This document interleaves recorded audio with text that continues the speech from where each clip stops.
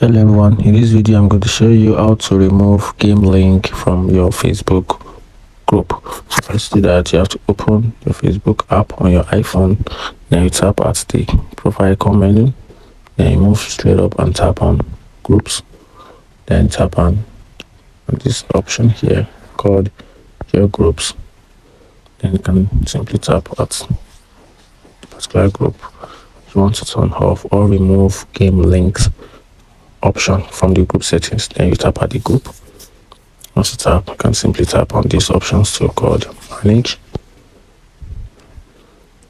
Once you do that, then you scroll down a little, then you tap at add features. Once you do that, you scroll down a little, then you tap at this option game links.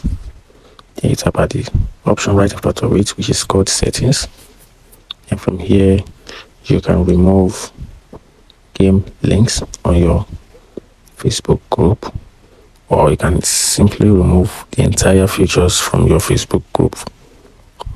Then remove. If you find this video helpful, like and follow for more. Thank you.